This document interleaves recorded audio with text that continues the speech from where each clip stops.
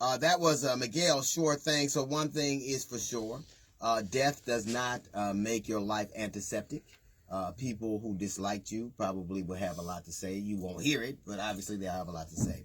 Here's what I will say.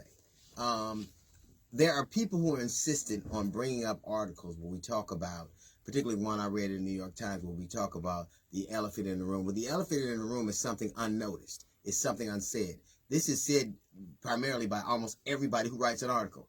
It is true that Kobe was charged with a crime. It is also true that he was not convicted of one. It is also true that that has been decades ago. It is also true that we have a tendency to look at things from today's prism and try to indict people for 20 years ago. We do it all the time. We've done it with celebrities. I wish that we would do the same thing with the president, but if you're calling Kobe Bryant a rapist and you voted for Donald Trump, you're a liar and a hypocrite. Here is the bottom line. He died tragically. Several people died with him. He died a young man, which is tragic. He also, whether you liked him or not, touched the world.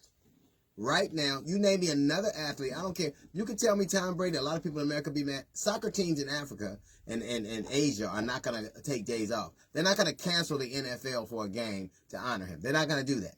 The NBA did that for Kobe Bryant. So whatever you think, and obviously I'm a huge fan of him, but whatever you think or don't think, whatever you like or didn't like, he touched the world. The world was impacted by his play and his fire. And there's nothing that you could write or you could say that will diminish that. There's nothing that you could do to erode that man's legacy. He was beloved, whether you liked him or not. The NBA is canceling a game. I can't think, when JFK died, the NBA didn't cancel a game. When you could think of political luminaries, they didn't cancel games. So this is to say, you don't need to remind of all his foibles. You don't need to remind of his downfall. We are well aware of it.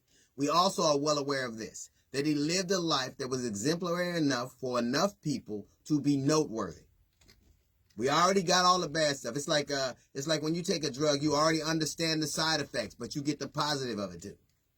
I'm sorry that these families are going through this. I'm sorry for what happened to his family, to those families involved in the tragedy, and I'm also sorry for people who feel beholden to forward a narrative that has nothing to do with what's going on right now.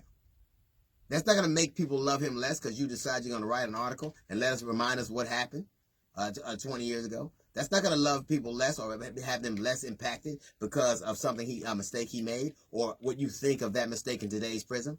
The bottom line is, maybe all live a life that is noteworthy to enough people that we will be remembered fondly.